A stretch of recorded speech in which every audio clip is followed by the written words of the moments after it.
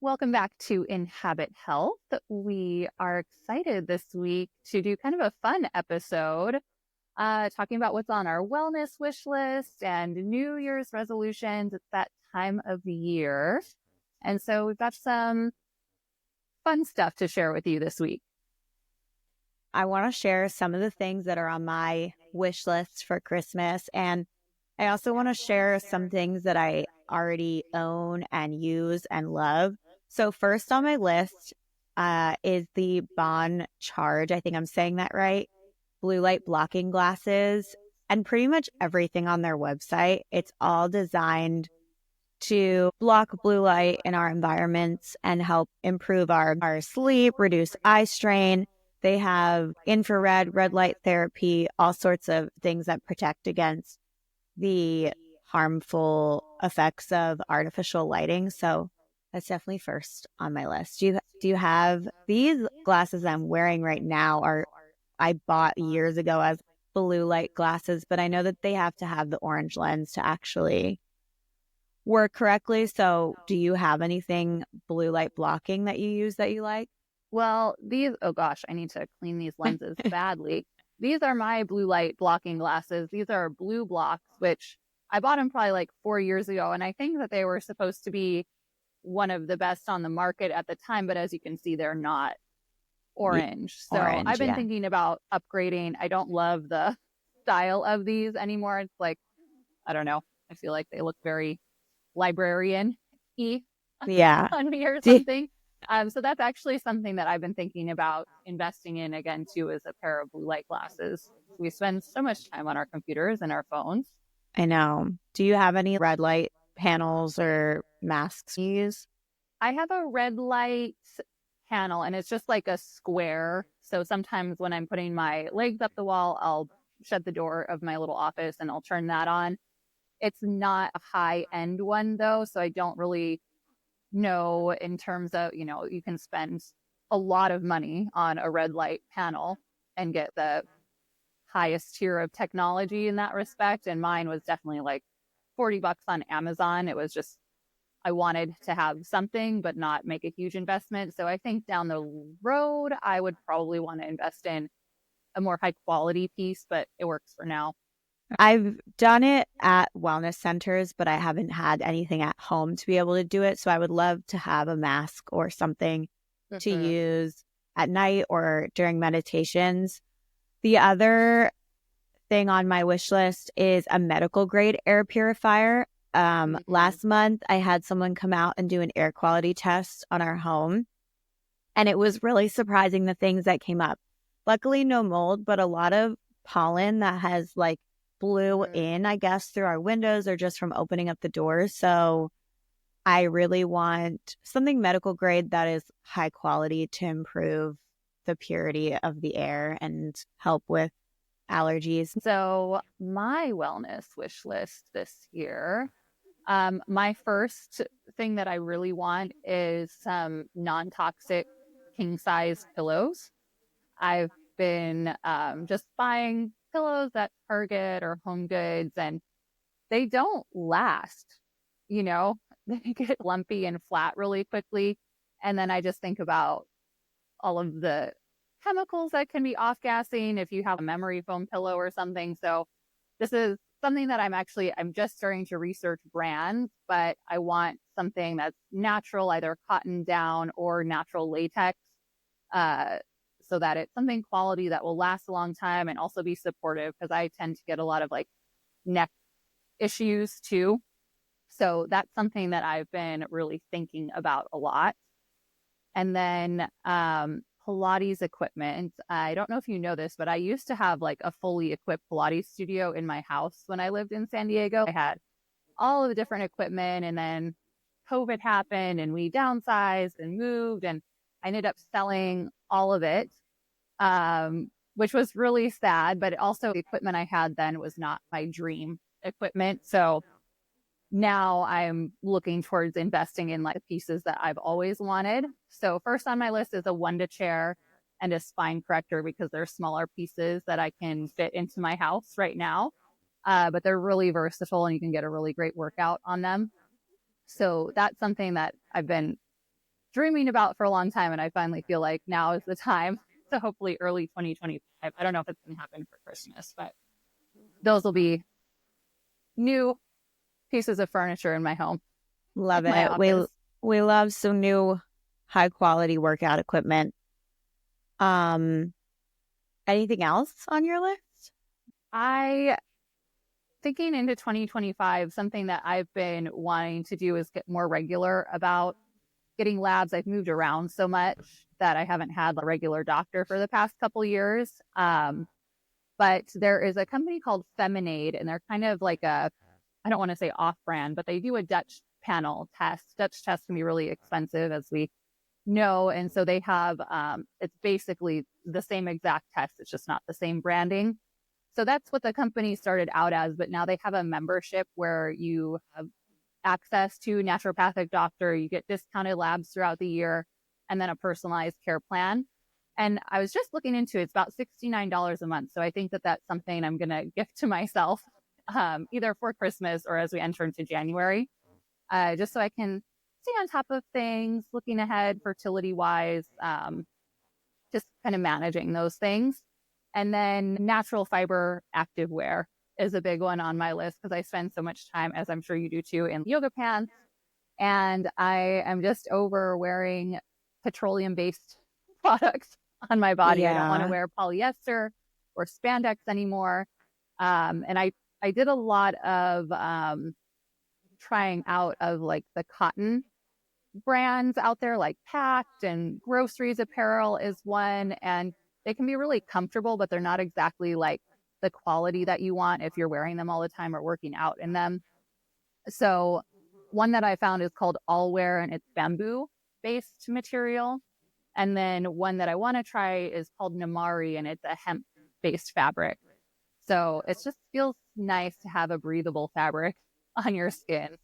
I predict that that'll be something that booms in the future is more clean, non-toxic clothing because I don't feel like there's a ton of good options out there right now. So I'm excited to Yeah, see how that evolves. a lot of the options are kind of like crunchy, so not exactly appealing to everyone, but I'm starting to see much more like current styles coming up. So now it's just a matter of testing them out and seeing what works the best, what feels the best, and fits the best. And I pulled a list of some of my current favorites of things that I have, wellness things that I've implemented in the last couple of months. Mouth tape is one of them. An ice roller is another one.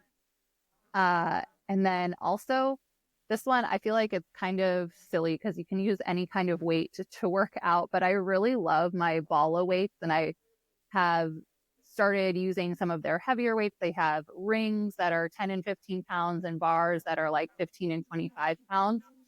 And I don't know, there's just something about having like this aesthetic, pretty weight that feels nice in your hand that makes it much more appealing to actually lift weights. And I have loved adding that into my routine. So I am a big fan of those weights, and I feel like I'm already ready to upgrade to a heavier one. Some of the things that I have really liked that I use is my acupressure mat. Do you have one of those? You know, I used to have one, but through my travels or something, I tried to wash the cover of the pad and it just got tore up. And I Yeah. held on to the pillow for a long time because it's actually great if you're doing a long road trip to put as like back support. There's just Oh, it's a good something. I idea. did a cross country road trip by myself and I brought that pillow, and it allowed me to continue driving for a much longer period. Like I would have had to stop for discomfort if I hadn't had it. So that's actually Okay. something that I've been thinking about reinvesting in and bringing back into my routine.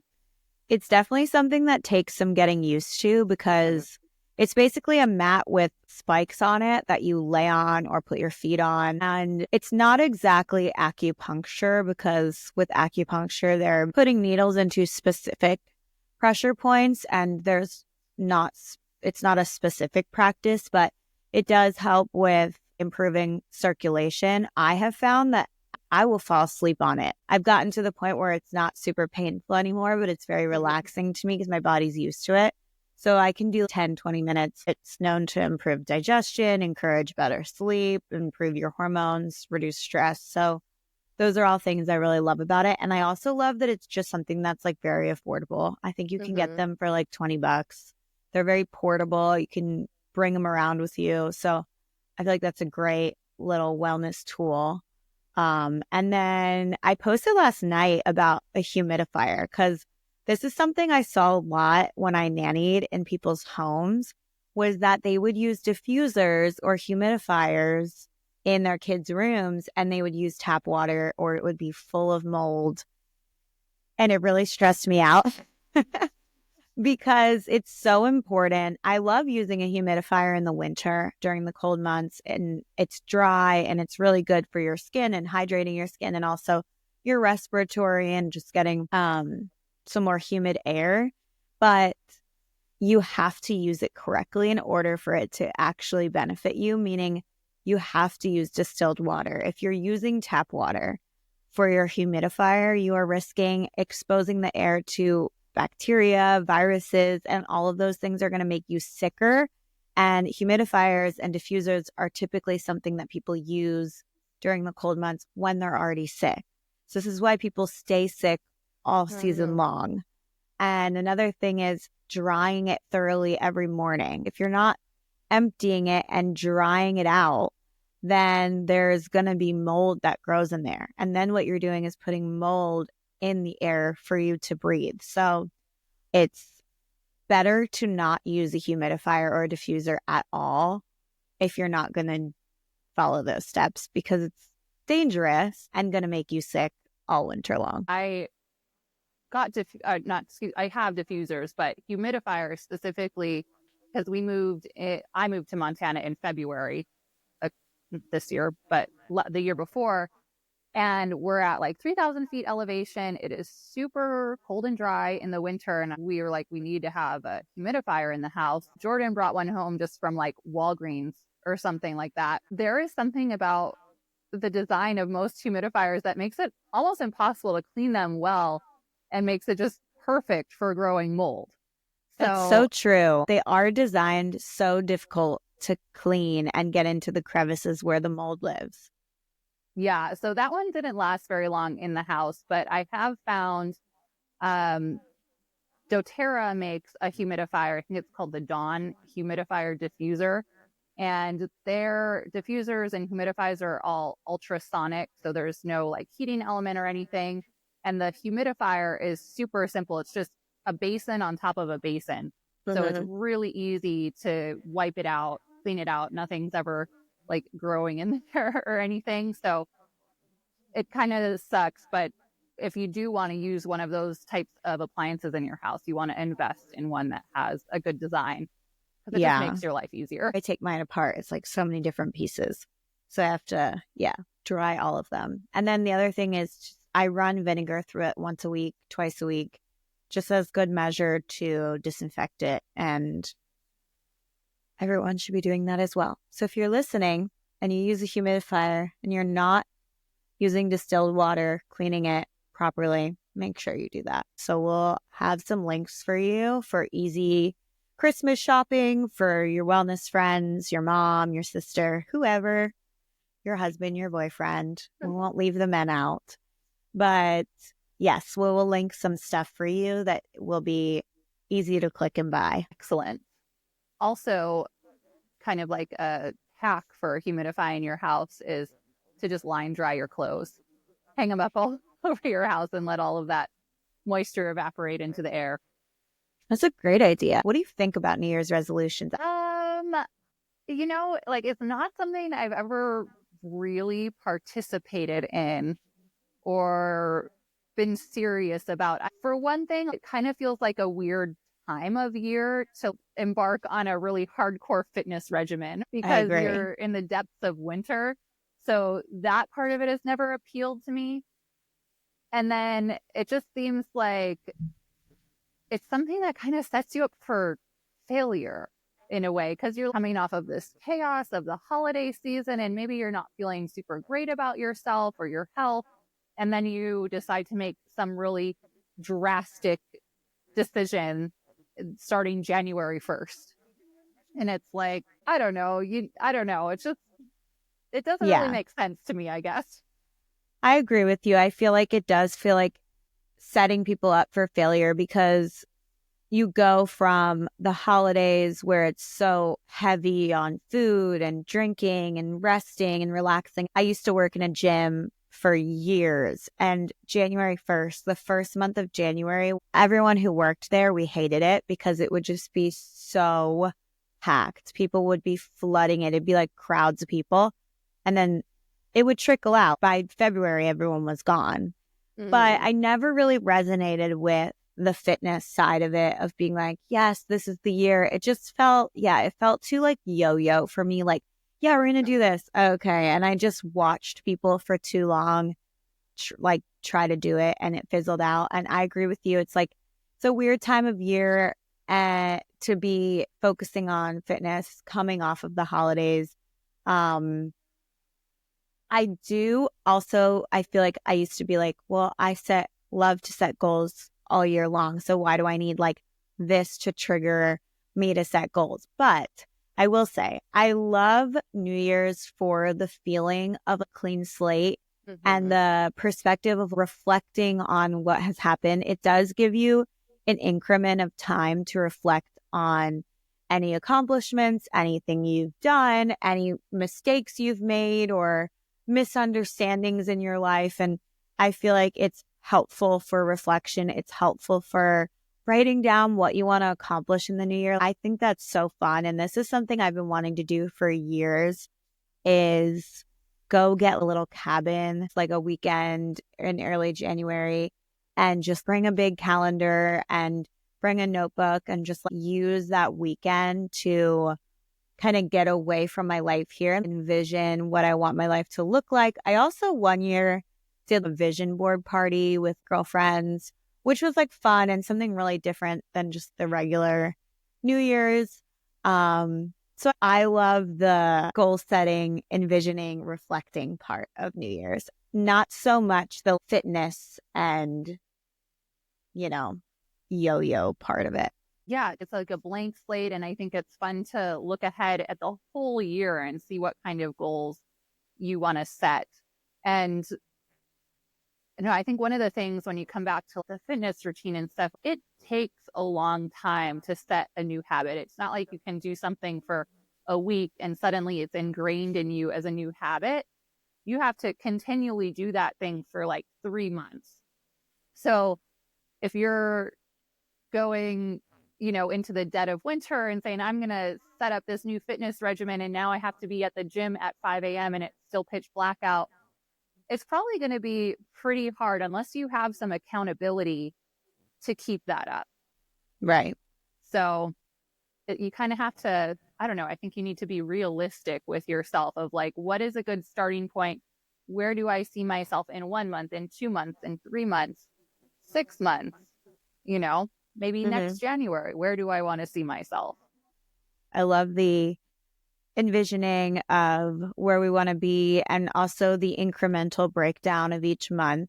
Things don't happen overnight. So building on our habits. Speaking of building on our habits, we are hosting the Reset Group Coaching Program starting in January. So this is actually our rebellious fight against New Year's resolutions and bringing it into the world in a way that we feel like makes sense. It's like, how do we navigate creating something sustainable for the whole year that will build on itself and actually create lasting habits?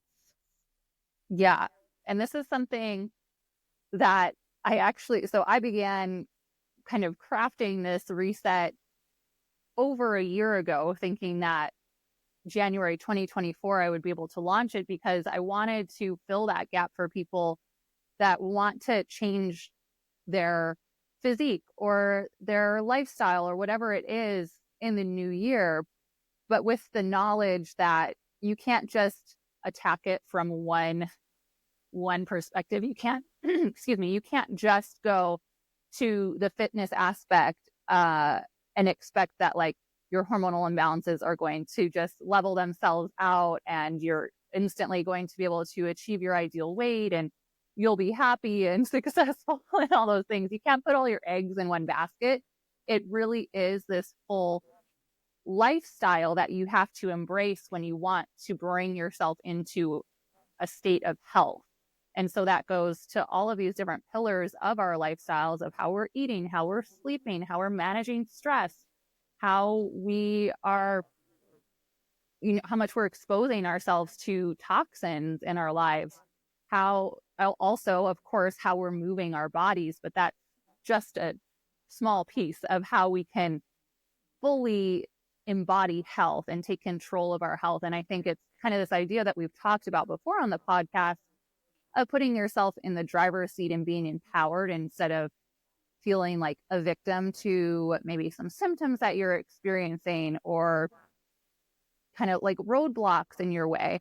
So it's this idea of creating a community and accountability while having some expert guidance along the way and the tools to create these new habits and make them pillars of your lifestyle instead of something that just fizzles out after 1 month. We want to invite you to consider joining us. We would love to have you for that. If you're interested, we will link the sign up in the show notes. And if you have questions about any of the program, you can DM us on Instagram at inhabit_health. Looking forward to 2025, I wanted to talk about astrology because I'm totally not an astrologer at all, but I do love astrology. It just tickles my pattern recognition brain in such a juicy way that I can't help be obsessed with it sometimes.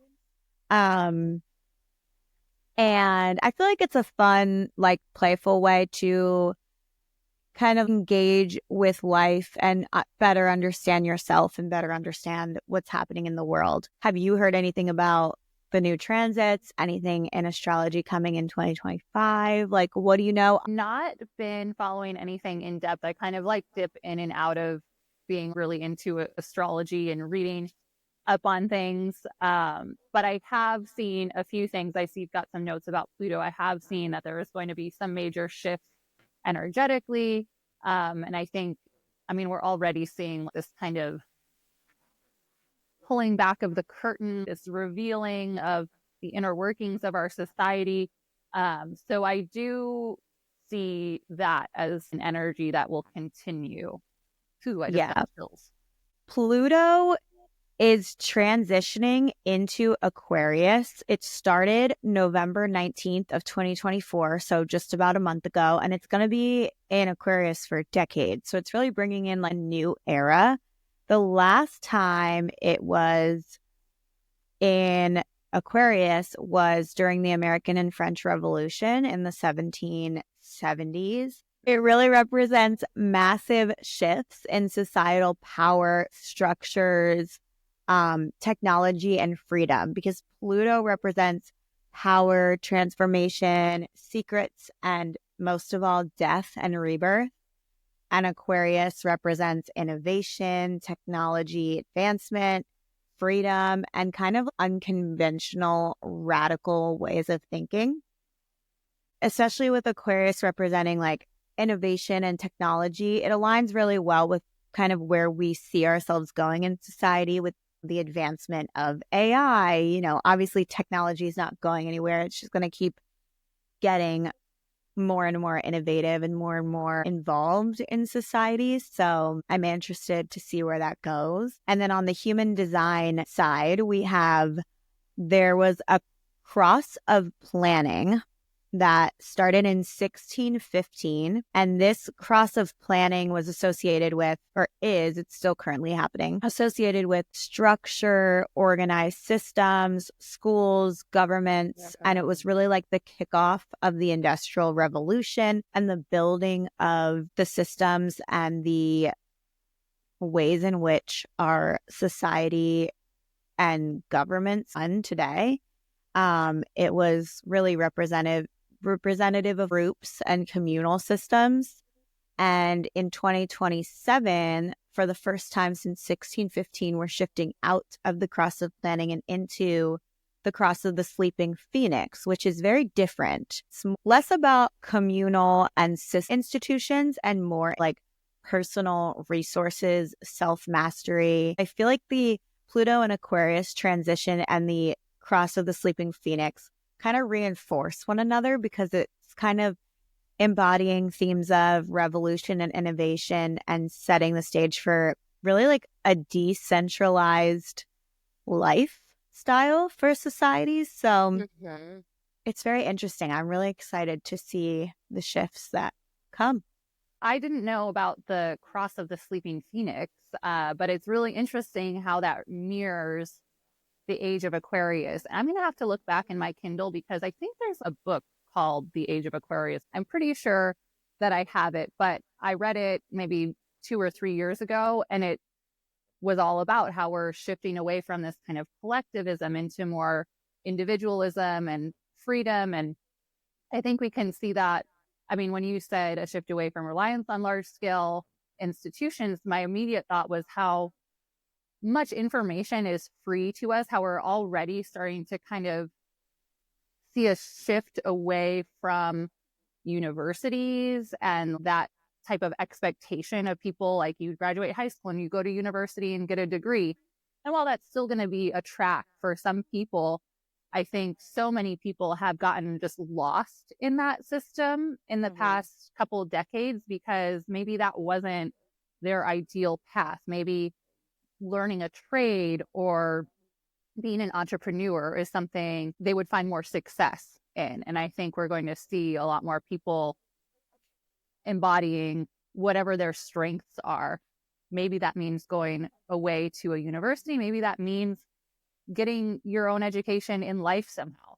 So I think that that's kind of exciting because we're seeing, I love individualism. I love when people, are unique. I love when you have your own viewpoint. So I think that that's really exciting. I have mixed views on it because I think there is an aspect where a community is so human and tribalism is so human. It's always existed in our societies. And I think depending on other people is actually really beautiful and it's really human and it emphasizes our health and well-being. And I think relationships are kind of the way to grow.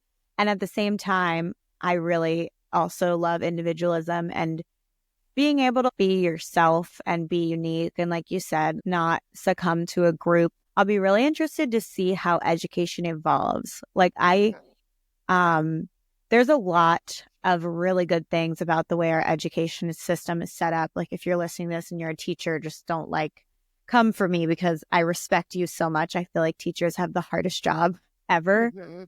However, it was designed really in a very factory way. I know teachers do a really good job of getting creative and trying to make it as human as possible, but it's also really hard on them. Like having 26 students on one teacher is that's a tough job. And with the advancement of the technology with Aquarius, there's iPads in schools instead of books. And there's all these different ways of learning that I think are going to come into play, even like virtual reality learning. I think that the school system and our education system is going to change so much because I don't think it's sustainable to keep it the way it is. I don't think that having kids sit at desks, I just don't think but maybe it is more sustainable than ever because we've gotten more sedentary than ever.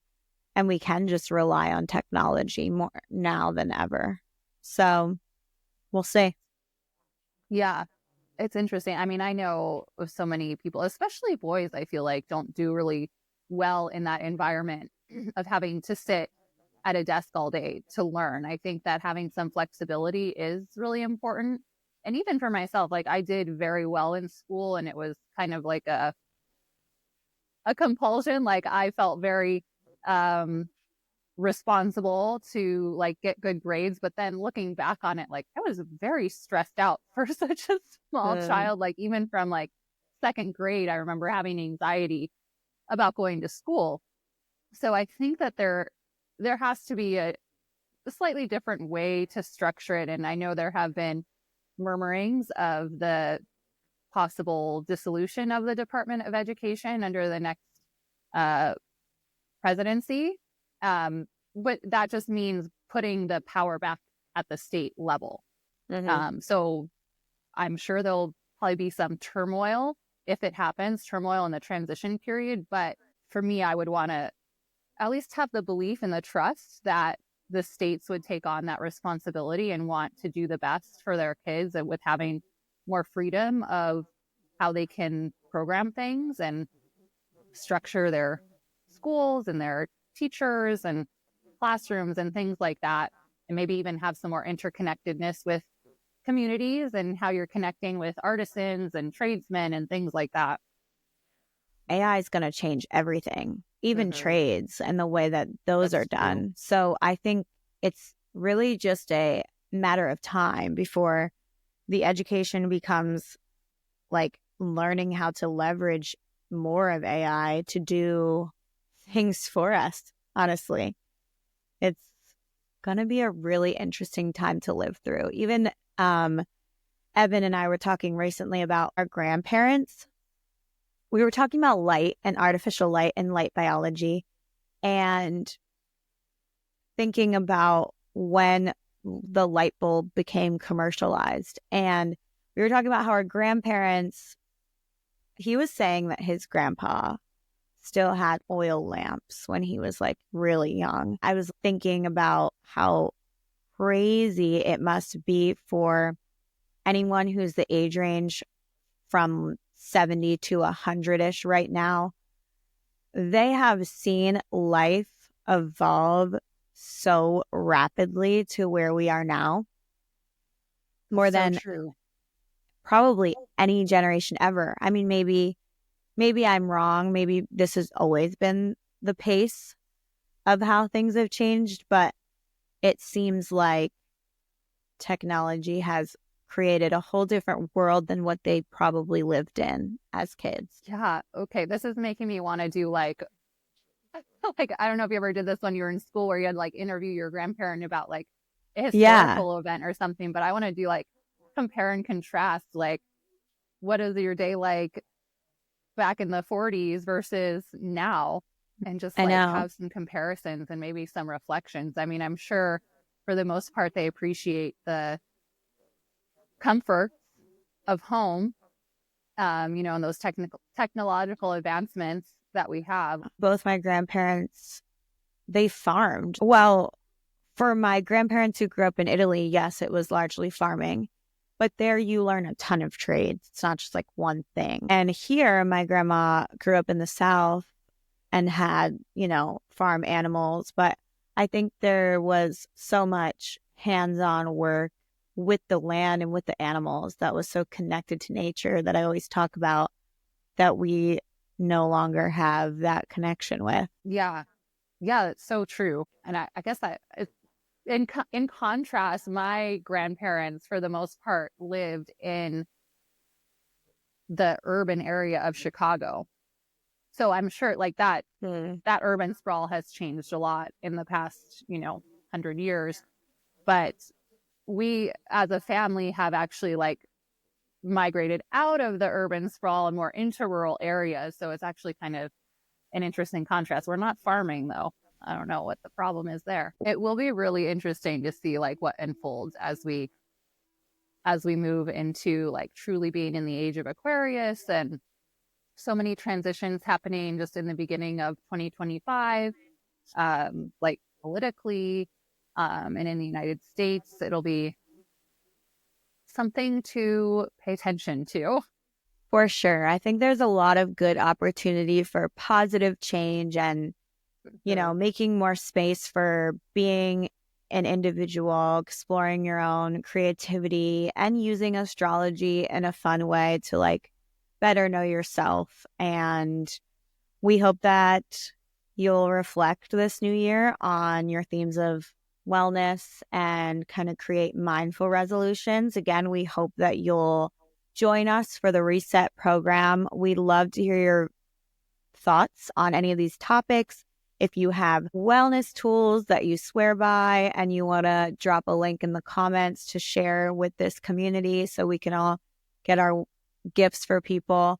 We want to hear any resolutions you have or what your thoughts on resolutions are and how you feel about the shifts that we're going to be expecting. And just a thought to maybe carry with you after listening to this episode is that you can manifest your negative thoughts too. So if you're dwelling on something in a negative way, it's chances are that that's going to be what the turnout is. So adopting a sense of optimism is really helpful. Healthy sure. optimism, For sure. Yeah. And gratitude. I think gratitude is something that I struggle with sometimes because I'm sometimes fall into looking at the things I don't yet have, and that will never, ever end, ever. But when you can play with gratitude and wake up in the morning, as I make my bed, I'm so grateful for this bed. I'm so grateful for these sheets. I love this comforter. Like, this is the stuff that I do. And it really changes your energy. It changes your day. It changes your relationships when you can feel just grateful for the things that you do have. And then, like, I know it's cliche to say, like, oh, it brings you into a place of abundance, but it really does. Once you start, you can't stop seeing all the things around you that you have that are good in your life. So I think gratitude is just absolutely huge. We're grateful for you listening. We are. Thank you for being here. And